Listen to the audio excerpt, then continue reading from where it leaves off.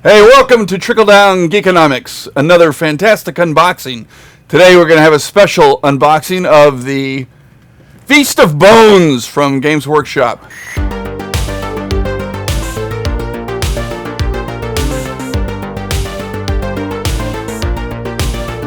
This is the, what is this, Kevin the K? This is the... Well, this is one of their starter packs for Age of Sigmar, where they give you 2 armies and a mini campaign to play through to kind of show you the ropes of the game. So it's a starter set for Age of Sigmar. More or less, yeah. Essentially. It's also great for veterans to collect, a bunch of new, like in this box contains a bunch of new models that haven't been previously released yet. So that's a big part of it too. Awesome. Well, in order to get on with it, we have to have something to open the box with. So I will now handle this weapon over to you. You may begin unboxing whenever you like. All right. I'll start here. It's a nice, good cut. It's like I've seen this done before. You want to make that first cut as deep as possible. All right, get this. Now, before we go any further, we got to get rid of this thing because it's dangerous. And we're back. All right, then. All right. Well, let's go ahead and get started. Sorry, I'll take care of this trash. All right. So we open that up there, and we start with a bunch of plastic bases. Look at these, nice. They're round. How much rounder could these be?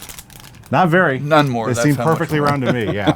So starting at the very top sprue here, looks like we've got some ogre man-eaters here. Oh, man. So these are from Warhammer Fantasy Battle. These are the same sprues that were towards the tail end of Warhammer Fantasy Battle when they reintroduced the ogre kingdoms into that game. Right. And they basically just recast them and repackaged them for their new Okay, army. so those are essentially the same miniatures then, as far as the sprues are concerned. From what I remember from back then, yeah, these are the exact same sprues.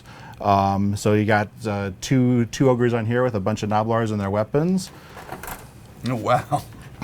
That's awesome. And there's some big boys on there. Now, one of the things that we're going to notice is a difference between how these sprues are constructed and the new sprues that are from Games Workshop. Here we have the command sprue, so it contains parts for the banner, for the pointer Noblar, and for the shouter, which is their musician. Oh, that's awesome. So now the fluff behind that is the ogres are they cannibals? They are, well, they're both cannibals, and they eat anything. They'll eat anything. Anything that has meat, they're going to eat. Okay. So they down to each other, their friends, their enemies. Very keto friendly. Whatever. Yeah. Right. Well, they're cursed with a curse where they're eternally hungry. Okay. And so they seek to Look at that. Yeah, they have There's like a bear trap. There's a bear trap on his fist. Is this a goblin or what is this little dude? They're called Noblars, which are kind of like a cousin to the goblins. Okay. And I would imagine tasty. They'll do in a pinch. It's like popcorn. And so we have the exact same sprue. Sprue. Right. Okay. So that's 4 guys right there. So 4 guys right here. This box seems to come with plus 5 on this guy, right? Or so that's just additional parts to add on to one of these guys to make the command models. All right. Then we have 2 more sprues. So that makes a total of 6 ogre man-eaters for this particular. And these come on if you want to hold up the bases, they come on the 40mm bases, which are the larger rounds. Okay. So they're big and they'd have a lot of presence on the table. I would imagine. I like this club. That's a series of clubs held together by string. I think that says a lot about this army. Yeah, they have all kinds of really cool weapons. Like they got that club. They have like these brutal clubs here with like all kinds of crap sticking out of them. And then you've got they got big falchions. Yep. Sweet. And then that's fantastic. So now we have a brand new model that's brand new to this box and to the game is a new ogre tyrant. And so he's the command model for the new Ogre Maw tribes. And this model is brand new and exclusive to this box at this current moment. Oh, okay. And you can see that between this sprue, which is brand new, and this sprue, which is probably from about 8 years ago, is that the density of how they use the space is quite different. Yeah, it is a lot different.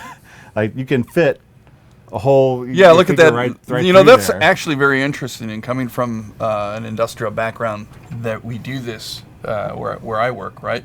That is a huge amount of wasted space, and I would imagine from a quality control standpoint, it's harder to keep that mold up and running versus this one. Not to mention that Okay. Yeah, the same space, you can get at least 2 of these shot out at the same time. Right. It takes you to get one of these. Like, if they redesign the sprue, can you imagine how many ogres they could Ogre, probably exactly. fit on there? Like, Exactly. That's interesting. but yeah, so you got that. What's one of the things I keep, I throw it out there for anyone watching from the industry. The gaming industry is your runners and gate system. How come these don't look like I-beams, logs, other bits and pieces for terrain? It just gets thrown out otherwise anyway. So, in order you be the first people on the planet, Games Workshop, to have sprues that were actually worth something other than chopping into little bits. Rant over. All right, thank you for that. So now we move on to the undead portion of the box. So we have the Morghast Archai, which are Nagash's flying infantry. So this is actually a repackaged sprue from the End Times, which was towards the end of Warhammer Fantasy Battle 4 Age of Sigmar launched, because they did the whole thing where there was Nagash came back and was exerting his power and trying to stop chaos and all that stuff.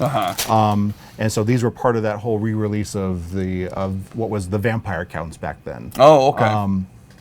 So if you want to take a look at that, so you got some wings on there, some rib cages. Look at that. And Right there.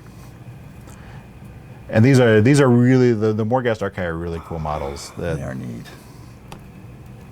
Wow, that's awesome. Oh, look at that. That's a bunch of skulls jammed together. If you like skulls, this is going to be a really great box. Yeah. There's tons of them in here. But yeah, and this is the second part, which includes the other Morghast body and all of the weapons that it can be armed with, which includes, like, they have double falchions and they have halberds that they can carry. Okay. So, like, yeah, you get, and what's great about this is you get a bunch of extra parts and stuff to use on other models, like converting or whatever it is you want to do. Sweet, that's great. So now, these guys are Nagash.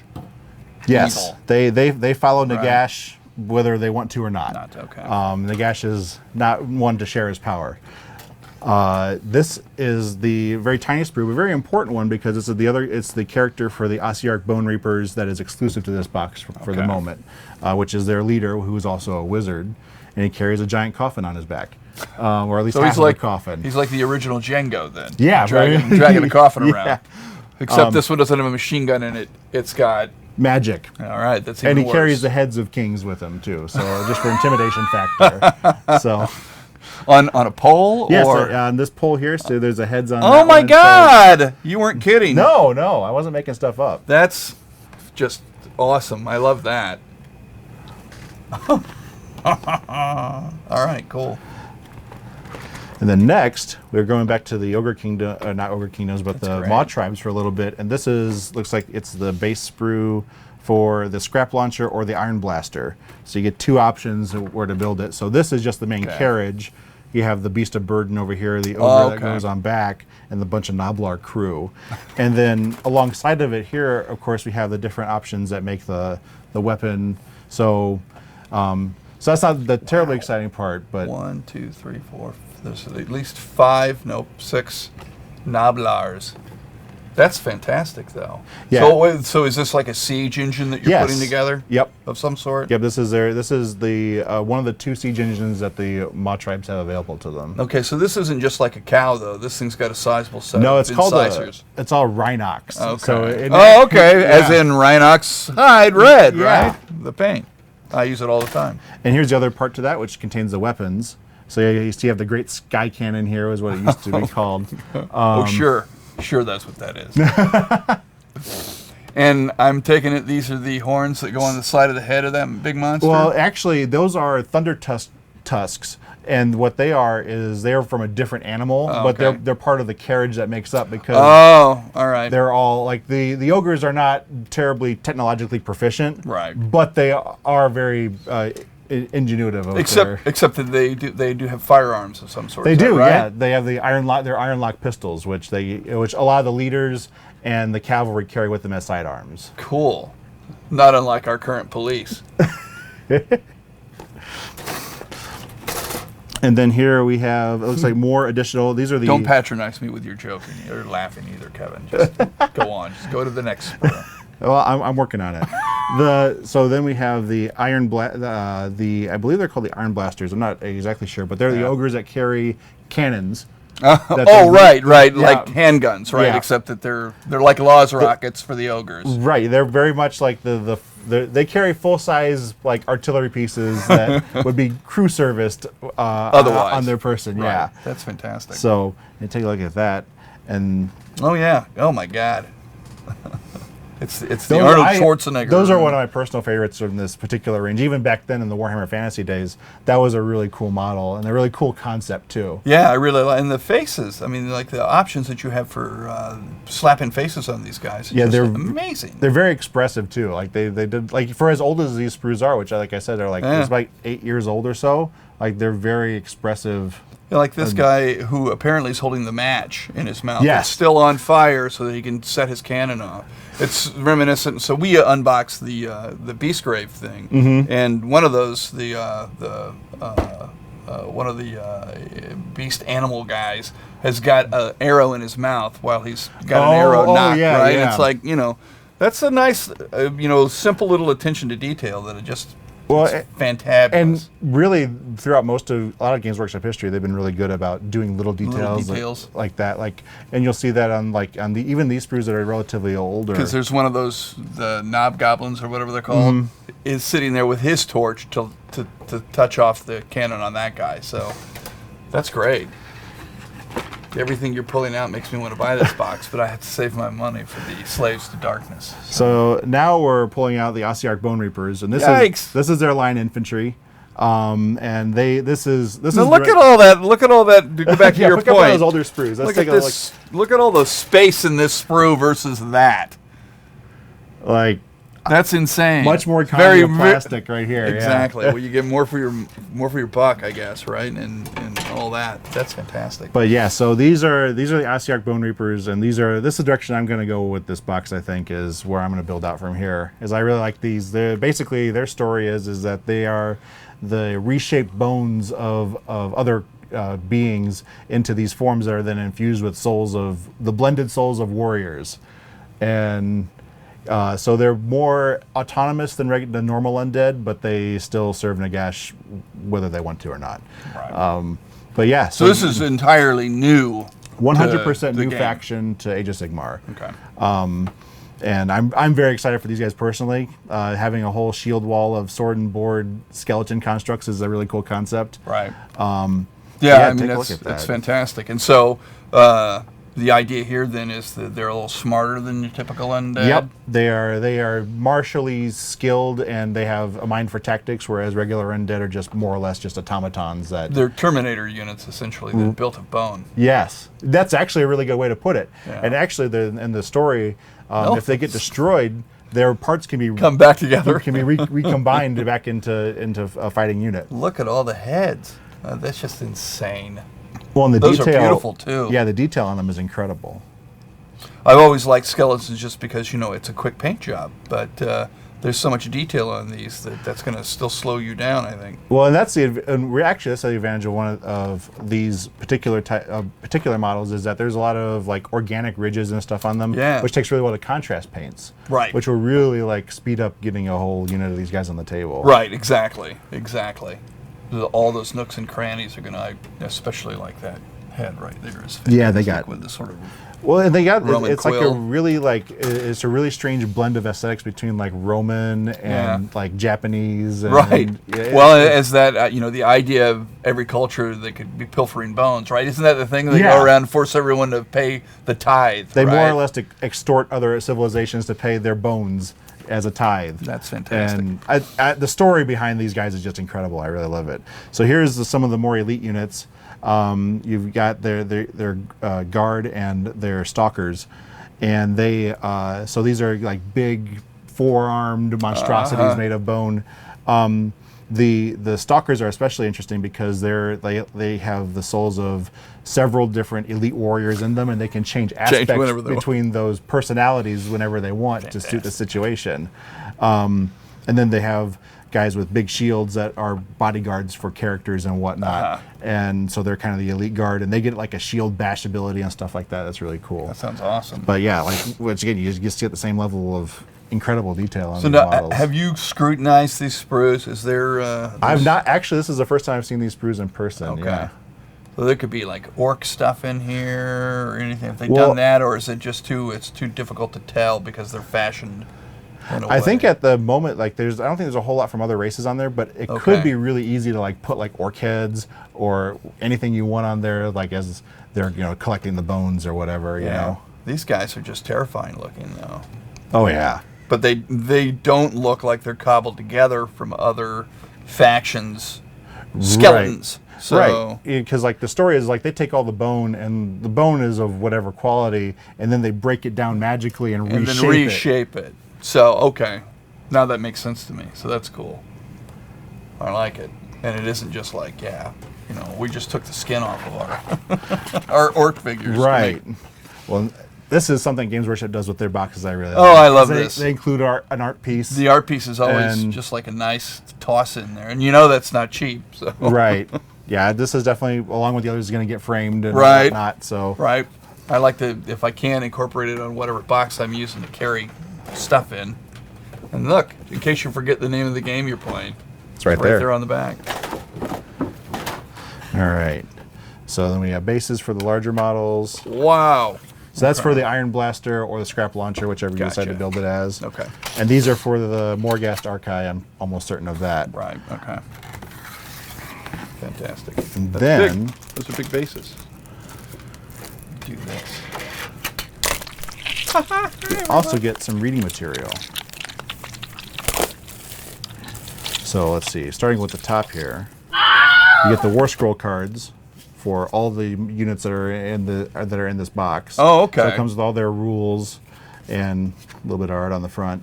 So because this whole box is designed to be played as it is as one piece. Like you and a buddy could split the cost of this box, and you could play through. You could play games with this. So Gotcha. like this comes with all the. So you don't have to buy any of the books or anything. The main rule book for Age of Sigmar is free online. So this box you can play the whole. You can play everything that's in here. I did not know that. That's fantastic. So this is your stack card, essentially Yes. telling you everything you need to know about the Iron Blaster, for example. Right. Cool. So yeah, That's it comes with fantastic. all kinds. I mean, it comes with everybody. So you know exactly what it is you're doing. The all important assembly instructions. Oh yes. Yeah, these are especially for the newer Especially kits. for all those tiny little bones. That's going to be. And for the newer kits is really important. With Games Workshop's newer kits, it's really important because they often that's have right. like very specific ways in which they fit together. Yep. So that's really helpful to know and which part goes to which. Putting the Warcry stuff together was. You just can't slap it Yeah, together it's like, any way you there's want, no yeah. intuition does not help you here. Right. Well, and I've been doing this for a really long time too, so I know. I remember when you got a box of Space Marines. Yeah. And like you can just slap them together. Slap 'em out, yeah. What? You got a torso, you got 2 arms, and a set of legs, and away you go. Right. And those were like, oh wait, some of them were like puzzle boxes. Right. And So- but nowadays, like most of their newer kits are, you have to, follow the directions, or you're gonna end up with parts left over that you don't want left over. Right, or you're going to put them together wrong and regret it. And Right. To their defense on that, though, the thing that I did notice about the starter set for Warcry was the way that, especially the Untamed Beasts, which for a subject for a different story or a different segment, is the worst name of any faction ever.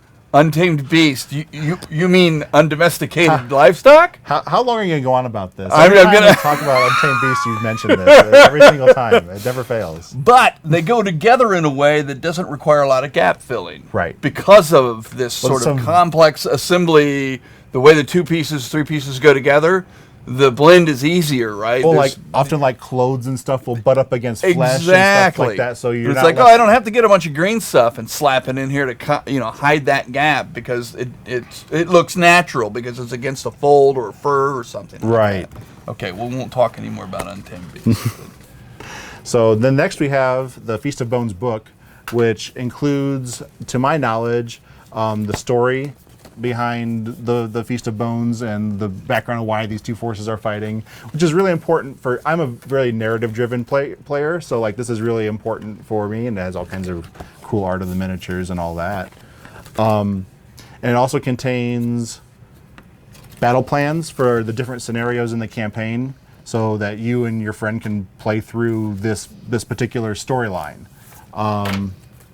which I think is really cool. And that's something me and my wife are going to be doing. We're going to get this all painted up, and then we're gonna play through the campaign in here. Yeah. That's going to be really fun. That will be awesome. Now you're going to document that as you go, right? Well, yeah, with some help. Well, I don't know where you're going to find help.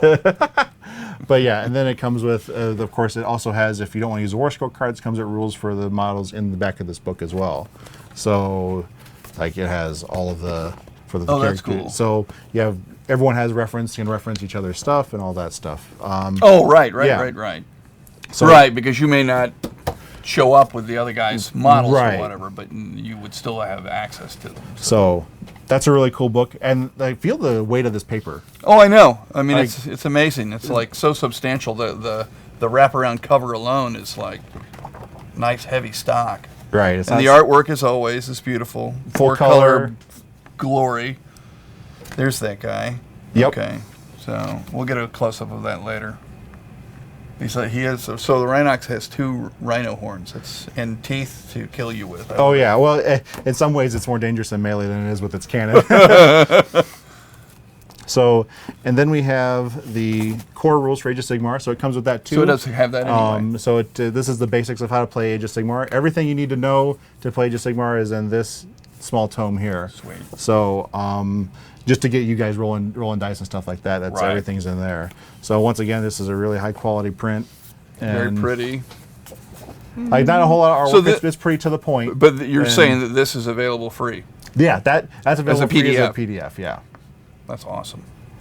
So, for those of you like us, And some also, of us who've never played, There's this an is- Age of Sigmar app too, which has this on it as well. Oh, really? And also, the Age of Sigmar app has all of the War Scrolls available for free to browse as well. Oh, okay, cool. So you can look at all the rules for all the models in the game for absolutely Wow. Okay, that's very awesome. I didn't know that either. We should have you on all the time. I think we will.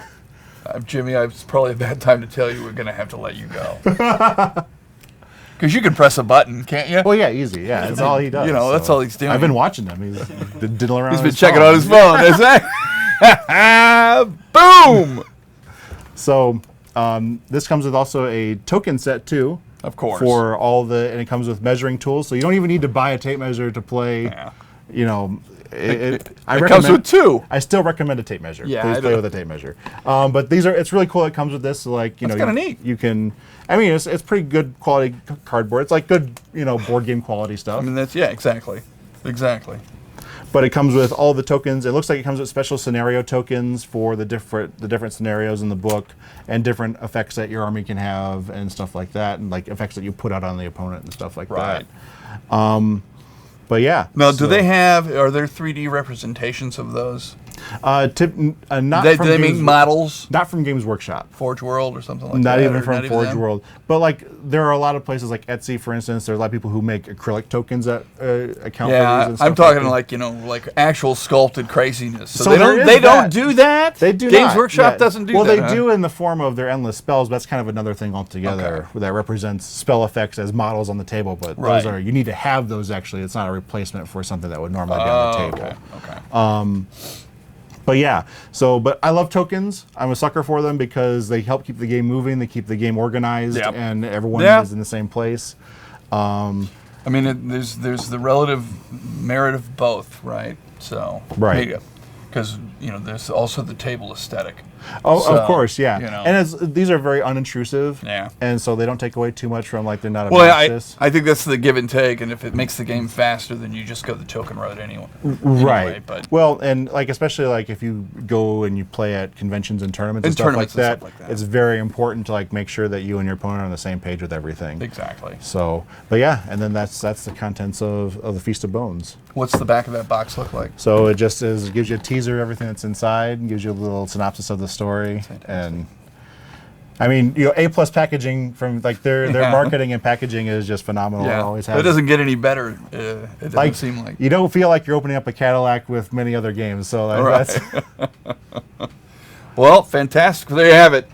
The Feast the of new Bones. Feast of Bones. Essentially, it's a 2-player starter set for Age of Sigmar. Yeah. So go and buy a couple of them. You specifically, Jimmy. But everybody else, just go get one and get out there. And what are you watching this for? Go play. Right.